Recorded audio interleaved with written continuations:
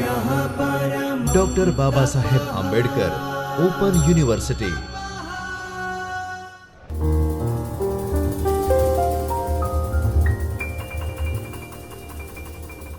નમસ્કાર.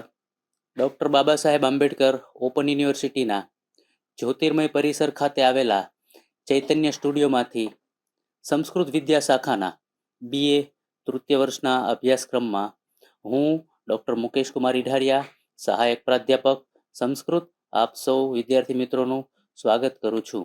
આજના લેક્ચરમાં તૃતીય વર્ષ BA મુખ્ય વિષય સંસ્કૃત પેપર નંબર 8 SKTM 308 અલંકાર શાસ્ત્રમાં આપણે યુનિટ 1 કાવ્યપ્રકાશ ઉલ્લાસ 2ની કારિકા 3નો અભ્યાસ કરીશું.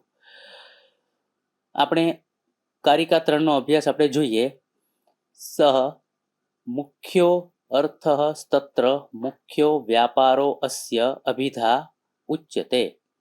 સહ ઇતિ સાક્ષાત સંકેતિતઃ અસ્ય ઇતિ શબ્દસ્ય. અહીંયા અભિધાની વ્યાખ્યા આચાર્ય મમ્મટે આપેલી છે. આપણે જોઈએ, વાચ્ય અથવા સંકેતિત અર્થ જ મુખ્ય અર્થ છે અને શબ્દના જે મુખ્ય વ્યાપારથી એ પ્રગટ થાય છે તેને અભિધા કહે છે. જેમ કે હાથ, પગ વગેરે શરીરના બીજા અવયવોથી મુખ પહેલું નજરે ચડે છે. એટલે કે આપણો હાથ, પગ, શરીરના બધા અવયવો છે તો સૌથી પહેલા આપણને કયું અંગ સૌથી નજરે પડે છે? આપણું ફેસ, આપણું મુખ. તેમ બધા એટલે કે અહીંયા કોણ?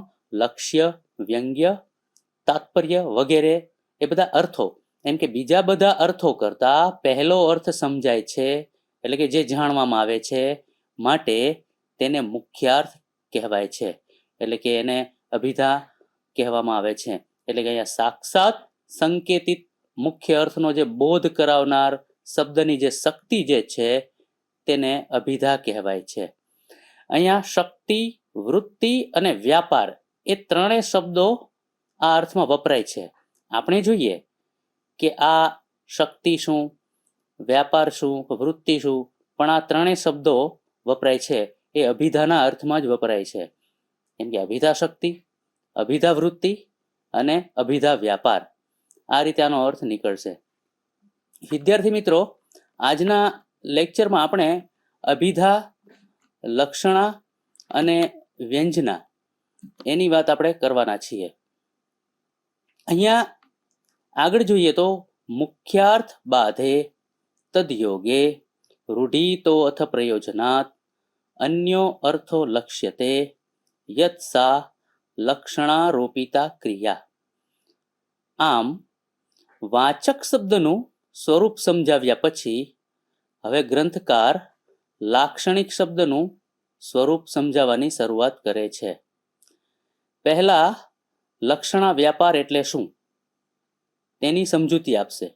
આપણે અહીંયા લક્ષણા વ્યાપાર એટલે શું તેની વાત કરીએ તો લક્ષણાની વ્યાખ્યા આપણે જોઈએ કે મુખ્યાર્થનો બાદ થાય અને મુખ્યાર્થ સાથે સંબંધ હોય ત્યારે રૂઢિ અથવા પ્રયોજનને લીધે જેનાથી બીજો અર્થ સમજાય તે લક્ષણા નામની આરોપિત ક્રિયા છે.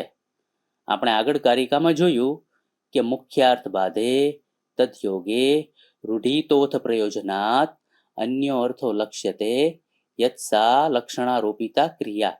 આ લક્ષણાની વ્યાખ્યા આચાર્ય મમ્મટે પોતાના કાવ્યપ્રકાશ નામના ગ્રંથમાં કહી. હવે લક્ષણાની 3 શરત છે. તો કઈ કઈ 3 શરતો છે? તો પહેલી શરત એ છે કે મુખ્ય અર્થ બાધિત થવો જોઈએ. કે લક્ષણા સમજવા માટે 3 શરતો આપણે સમજવી જોઈએ. તો કઈ છે 3 શરતો? તો પહેલી છે મુખ્ય અર્થ બાધિત થવો જોઈએ. બાધિત અર્થ થાય તો જ લક્ષણા વ્યાપારમાં આવે છે. અહીંયા મુખ્ય અર્થ બાધિત થયો ત્યારે કહેવાય કે વાચ્યાર્થ પ્રમાણે સંગત અર્થ કરવામાં મુશ્કેલી આવે. આ મુશ્કેલી 2 પ્રકારની હોઈ શકે. એક તો અનુપપત્તિની, એટલે કે પદોના ઔચિત્યપૂર્વકના અન્વયના અભાવની. એટલે કે વાક્યના જે શબ્દોના જે પદો છે તે ઔચિત્યપૂર્વકના અન્વય એમાં રહેલો ન હોય. એટલે કે એ શબ્દોનું જોડાણ ન હોય, એનો અભાવ હોય. જેમ કે ગંગા ઉપર ઝૂંપડું, એ ગંગાયામ ઘોષ, ગંગા ઉપર ઝૂંપડું. અહીંયા ગંગાનો મુખ્ય અર્થ એવો થશે કે ગંગાનો જલ પ્રવાહ એવો થાય. એટલે કે નદીના પ્રવાહ ઉપર કઈ ઝૂંપડું બાંધી શકાય નહીં, એ અહીં મુશ્કેલી છે. એટલે એ દૂર કરવા લક્ષણાનો આશ્રય લઈ ગંગાનો અર્થ ગંગા તટ એવો લેવાય છે. એટલે વિદ્યાર્થી મિત્રો, અહીંયા મુશ્કેલી એવી આવી કે ગંગાના પ્રવાહ ઉપર કઈ ઝૂંપડું સંભવી ન શકે, ત્યાં ઝૂંપડું આપણે બાંધી ન શકીએ, પણ આપણે એનો નજીકનો અર્થ લેવો પડે છે કે ગંગા તટ એવો અર્થ લેવો પડે છે. હવે બીજી મુશ્કેલી તાત્પર્યને લગતી હોય છે. ધારો કે કોઈ વિદ્યાર્થી વર્ગમાં ખૂબ મોડો આવ્યો, તેને આવતો જોઈને અધ્યાપક કહે છે, ઓહો, તમે તો કઈ બહુ વહેલા આવ્યા. અહીં બોલનારના હેતુને લક્ષમાં ન લઈએ તો આ વાક્યનો અર્થ કરવામાં કોઈ જ મુશ્કેલી નથી, પણ બોલનારનો હેતુ જો આપણે લક્ષ્યમાં લઈએ તો આ વાક્યનો જે વાચ્યાર્થ થાય છે તેનો બોલનારનું જે તાત્પર્ય છે તેની સાથે કોઈ મેળ બેસતો નથી. એટલે એવી મુશ્કેલીને તાત્પર્ય બાદ કહે છે. અને આમ મુખ્યાર્થ બાધિત થતા લક્ષણાથી બીજો અર્થ આપણે કરવો પડે છે. અહીં વહેલાનો અર્થ આપણે મોડો એવો કરવો પડે છે. તો મિત્રો, આ થઈ લક્ષણાની પહેલી શરત. બીજી શરત લક્ષણાની આપણે જોઈએ કે લક્ષણાથી આપણે જે બીજો અર્થ કરીએ તેનો મુખ્ય અર્થ સાથે કોઈને કોઈ સંબંધ હોવો જોઈએ. ઉપરના પહેલા દાખલામાં આપણે જોયું ગંગા અને ગંગા તટ, એ બંને વચ્ચે નજીકતાનો સંબંધ છે, નિકટતાનો. તો બીજા દાખલામાં આપણે શું જોયું? અધ્યાપક કોઈ વિદ્યાર્થીને કહે છે, ઓહો, તમે તો કઈ બહુ વહેલા આવ્યા. તો તેમાં વહેલા અને મોડા એ બંને વચ્ચે વિપરીતતાનો સંબંધ જોયો. એટલે આવા સંબંધો 5 પ્રકારના કહેલા છે. જોઈએ આપણે. અભિધેયેન સંબંધાત સાદૃશ્યાત સમવાયતઃ વૈપરીત્યાત ક્રિયાયોગાત લક્ષણા પંચધા મતા. અર્થાત મુખ્યાર્થ સાથે સંબંધ, સાદૃશ્ય, સમવાય, વૈપરીત્ય અને ક્રિયાનો સંબંધ, એમ 5 રીતે લક્ષણા થાય છે. ગંગા પર ઝૂંપડું, આમાં નિકટતાનો સંબંધ છે. એટલે કે ગંગા તટ, ગંગા અને ગંગા તટ, ગંગાનો કિનારો, એ બંને વચ્ચે નિકટતાનો સંબંધ છે. આપણે એમ કહીએ બટુ તો વાઘ છે, આમાં સાદ્રશ્યનો સંબંધ છે. એટલે કે બટુ નામનો બાળક વાઘ જેવો છે. ધોળી ટોપી આવી, તો ટોપી કઈ એની રીતે ના આવે, એટલે એમાં સમવાય એટલે કે સાહચર્યનો સંબંધ છે. બહુ વહેલા આવ્યા, તે એમાં વિપરીતતાનો સંબંધ છે. અને યુદ્ધમાં એ અર્જુન છે, એમાં ક્રિયાનો સંબંધ છે. અર્જુનના જેવો પરાક્રમ કરનારો છે, એટલે અહીંયા ક્રિયાનો સંબંધ થયો. એવો એનો અર્થ એવો થશે. હવે અહીંયા આપણે જોઈએ લક્ષણાની પહેલી શરત જોઈએ, લક્ષણાની બીજી શરત પણ જોઈએ. હવે લક્ષણાની ત્રીજી શરત એ છે કે એની પાછળ રૂઢિ હોવી જોઈએ, અથવા બોલનારનું કોઈ વિશેષ પ્રયોજન હોવું જોઈએ. કિશોર સંગીતમાં કુશળ છે, એ વાક્યમાં કુશળનો અર્થ કુશ નામનું ઘાસ કાપનાર એવો ન કરતા એનો અર્થ એવો હોશિયાર એવો કરીએ છીએ. અહીંયા હોશિયાર અને ઘાસ કાપનાર એટલે કે કુશળનો અર્થ શું થયો? કુશ નામનું ઘાસ કાપનાર. કુશ નામનું ઘાસ એવું હોય છે કે જે કુશ નામનું ઘાસ જ્યારે કાપવા જઈએ ત્યારે એમાં હાથમાં આંગળી પર ઈજા થવાની સંભાવના વધુ રહે છે. પણ એ ઘાસ ત્યારે આમ સરસ રીતે એવી રીતે કાપી શકીએ કે કોઈ પણ પ્રકારની ઈજા ન થાય, એટલે એ કુશળ થાય. એમ કુશળ એટલે કે અહીંયા કુશ નામનું ઘાસ કાપવામાં એ હોશિયાર છે, એટલે એની પાછળ આ રૂઢિ રહેલી છે. એટલે કે કુશળ શબ્દ એ હોશિયારના અર્થમાં રૂઢ થઈ ગયેલો છે. આથી કેટલાક રૂઢિથી થતી લક્ષણાને લક્ષણા જ ગણતા નથી. અહીંયા ઉપર મુદ્દા નંબર 1 આપણે પહેલા દાખલામાં ગંગા નદીની જે શીતળતા અને પવિત્રતા, તેના ઝૂંપડાને લીધે એને પૂરો લાભ મળે છે. શીતળતા અને પવિત્રતા, એના ઝૂંપડાને એનો પૂરો લાભ અહીંયા મળે છે. હવે એવું સૂચવવું એ બોલનારનું વિશેષ પ્રયોજન છે. તો બીજામાં વિદ્યાર્થી ખૂબ મોડો આવ્યો એમ સૂચવવું એ પ્રયોજન છે.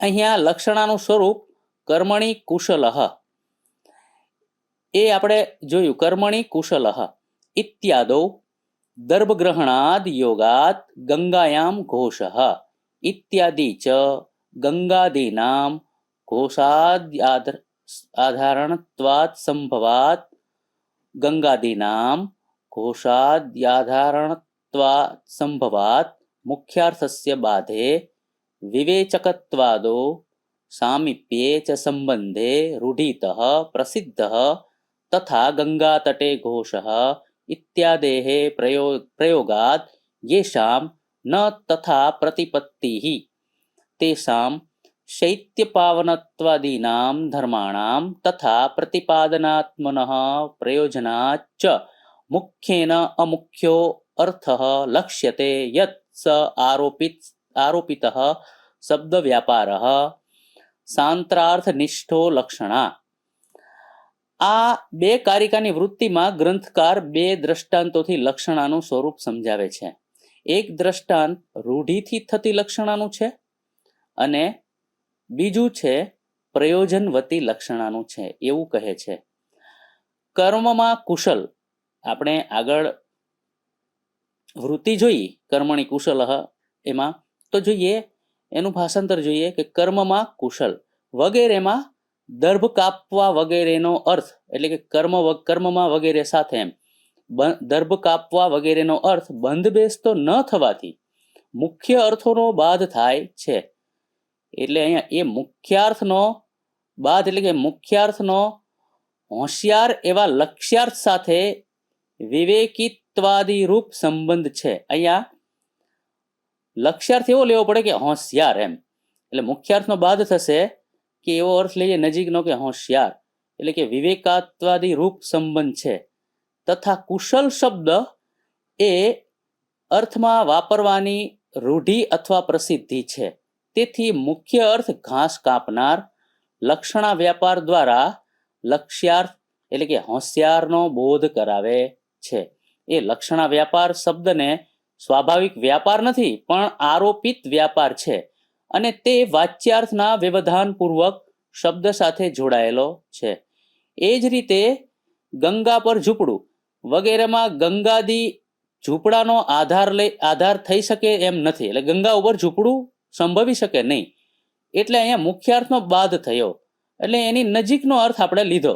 મુખ્યાર્થનો બાદ એટલે કે એની નિકટતાનો અર્થ એવો લીધો આપણે, ગંગા તટ એવો લક્ષ્યાર્થ સાથે આપણે એનો સંબંધ છે. અને ગંગા તટ અને ઝૂંપડું વગેરે કહેવાથી પવિત્રતા વગેરે જે ધર્મોનો બોધ થતો નથી તેનો બોધ કરાવવો એ અહીં પ્રયોજન છે. અને તેથી મુખ્ય અર્થ ગંગા એ અમુખ્ય એટલે કે લક્ષ્યાર્થ ગંગા તટનો લક્ષણા દ્વારા બોધ કરાવે છે. આપણે જોયું કે ગંગાયામ ઘોષઃ, તો ગંગા ઉપર કઈ ઝૂંપડું સંભવી શકે નહીં, એટલે ગંગા અને ગંગા તટ એ બંને વચ્ચે નિકટતાનો સંબંધ છે. એટલે એવો આપણે લક્ષણા એવી લેવી પડે કે મુખ્યાર્થનો બાદ થવાથી નજીકનો અર્થ લઈએ કે ગંગા તટ, એટલે કે લક્ષણા દ્વારા એ બોધ કરાવે છે. અહીંયા લક્ષણા વ્યાપાર દ્વારા શબ્દનો સ્વાભાવિક વ્યાપાર નથી પણ એ આરોપિત વ્યાપાર છે અને તે વાચ્યાર્થના વ્યવધાનપૂર્વક શબ્દ સાથે જોડાયેલો છે. એટલે અહીંયા આપણે જોયું કે નજીકનો અર્થ લીધો આપણે ગંગા તટ, એટલે અહીંયા નિકટતાનો સંબંધ જોયો. હવે આરોપિત ક્રિયા એટલે શું આપણે એ જોઈએ. અહીં લક્ષણાને આરોપિત ક્રિયા કહી છે અને વ્યવહિત અથવા સાંતરાર્થ નિષ્ઠ પણ કહી છે.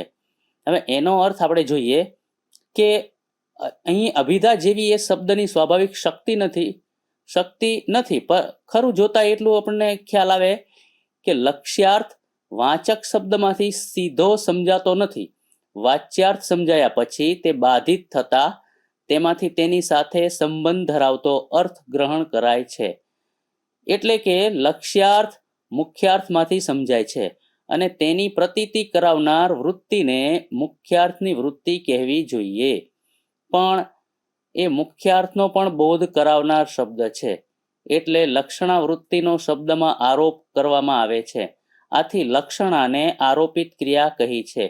એ સીધા શબ્દમાં રહેલી નથી, પણ વચમાં મુખ્યાર્થ આવે છે એટલે એને વ્યવહિત એટલે કે વ્યવધાનવાળી અથવા સાંત્રાર્થનિષ્ઠ કહી છે.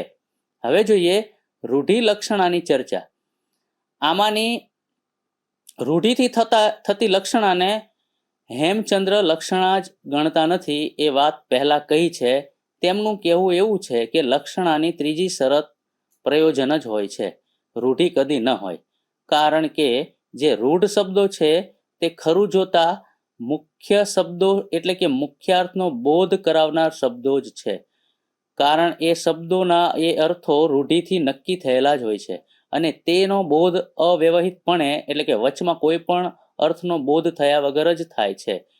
હેમચંદ્રનો કહેવાનો અર્થ એવો લાગે છે કે શબ્દનો જે વ્યુત્પત્તિ પ્રાપ્ત અર્થ હોય છે તે હંમેશા મુખ્યાર્થ નથી હોતો. જે શબ્દમાં જે અર્થનો સંકેત હોય છે તે જ મુખ્યાર્થ કહેવાય છે.